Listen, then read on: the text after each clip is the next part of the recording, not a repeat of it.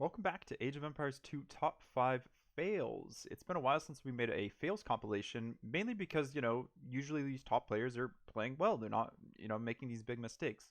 And sometimes it just comes down to whose perspective we're looking at. So if we're looking at Viper's perspective for the most part, we'd expect him to play well. And if his opponent makes a mistake, we're saying, oh no, Viper did a good job. It wasn't a fail from his opponent. It's just, Viper played well. We're trying to build our opponent up like that. But I think you'll see in this clip, it wasn't actually the case. So Viper's playing in the red as the Koreans, and Hera is in the blue as Burmese. So in Castle Age, Burmese are going to struggle, especially against war wagons. Viper's kind of going all in 1TC war wagons, sending gold villagers to apply more pressure with new buildings on the front.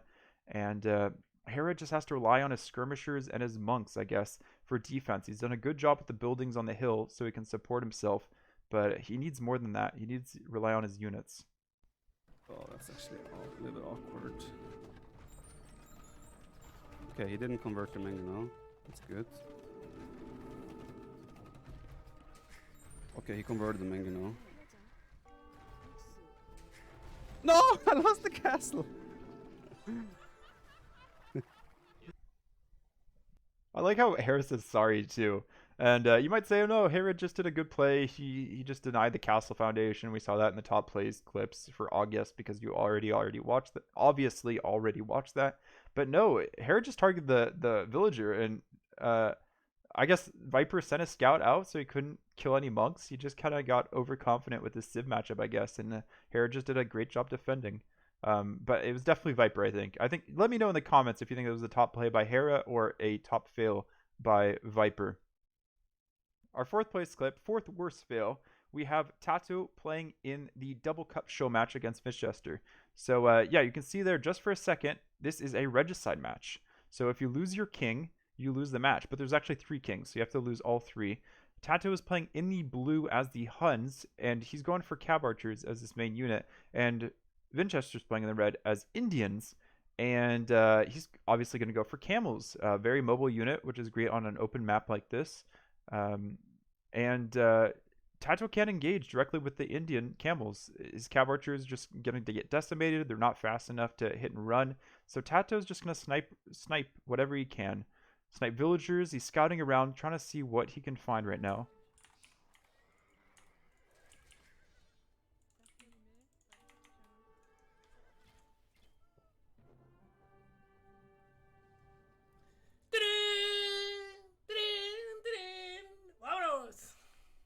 And you might be wondering, well, where's the fail there?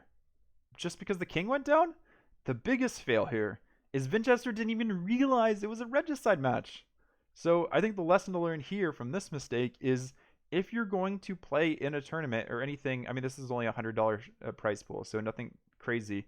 If you're going to play, make sure you read the rules. Also, another side note, Rivulet seems like a really fun match, or fun map, sorry. So let me know if you think that Rivulets is also a pretty neat map. I don't know if I want to start with 2 TCs the way this tournament's set up, but maybe if it can be turned in a 1 TC match, that'd be cool. Our next clip is from the what is this called? Empire Wars 2 Duo. Or Empire Wars Duo 2. Sorry, the Duo and the 2 confused me a little bit, but we have Kamigawa and Ganji playing for Rulers of Rome in the red and yellow. My former coaches, and then Kasva and Bruh in green and blue.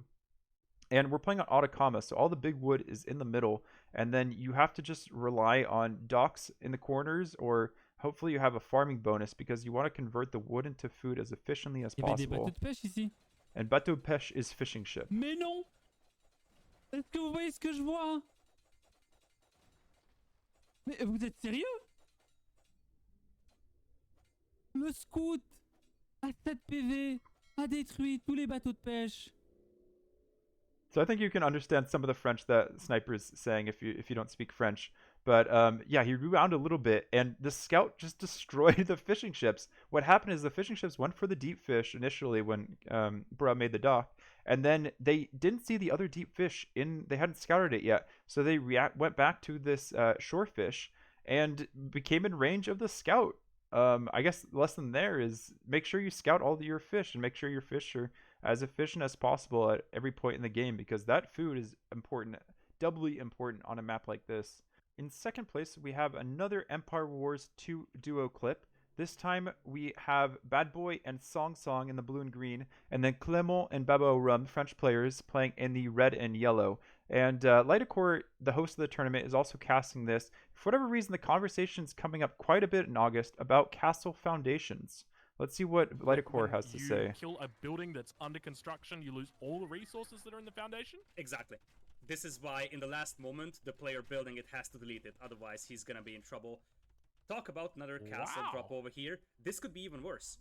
Because what happens here is that he's gonna start building the castle, and the ram will immediately attack it, and the ram does a lot of damage. This foundation might be lost over here. This could be a massive mistake from Baba Room. And boom, that's a castle lost. Oh my lord!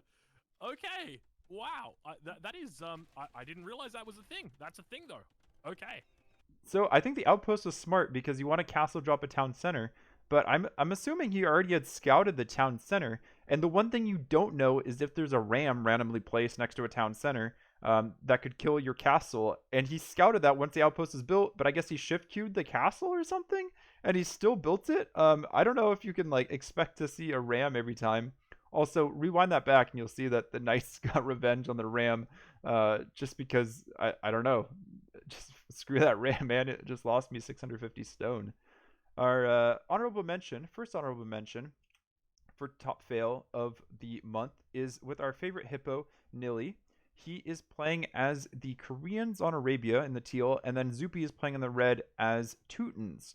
And it seems like Nili, at least in August, is having trouble against these civilizations that have bonuses to their melee units. So he was against the Sicilians before, who have, just incredibly strong sergeants. We saw him play against them in the top plays of the month.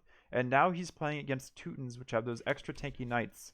So he just needs to defend and be able to get this castle up. Just defend, Nili. Defend your castle.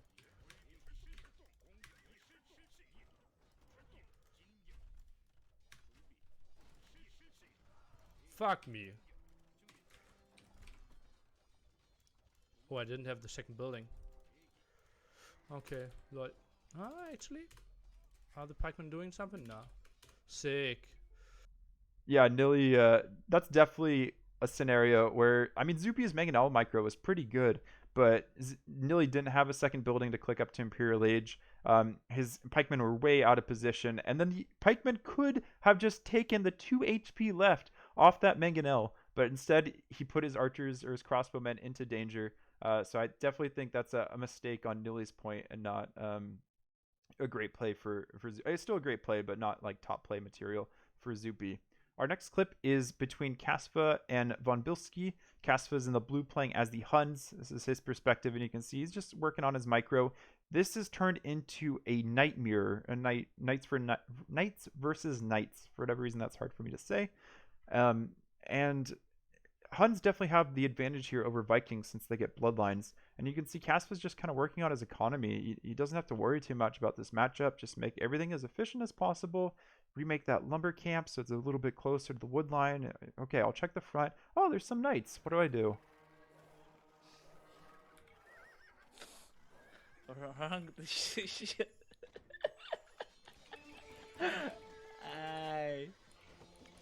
So silly. Not only did he pick the wrong knight to delete to avoid the conversion, he deleted the knight after the conversion came in. Oh, just so silly. And then the GG's called, not because of that conversion, obviously, but because you're Vikings and you're trying to go knights. It's not going to turn out well.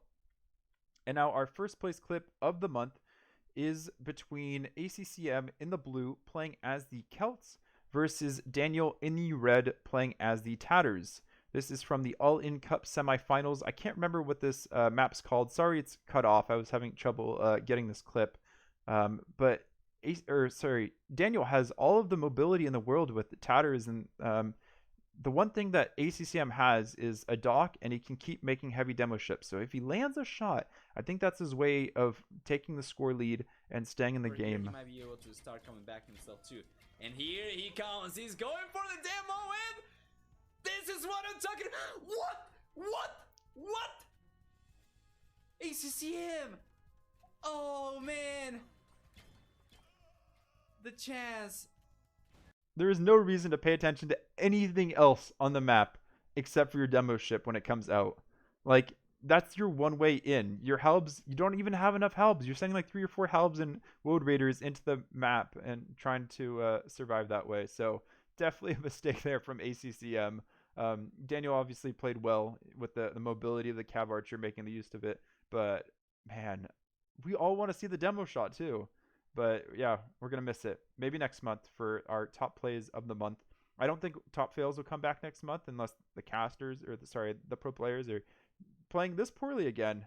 Hopefully we'll learn from their plays instead of their mistakes next month. If you enjoy this kind of content, make sure to subscribe. And of course, we will be back next month for top plays of September. See you then.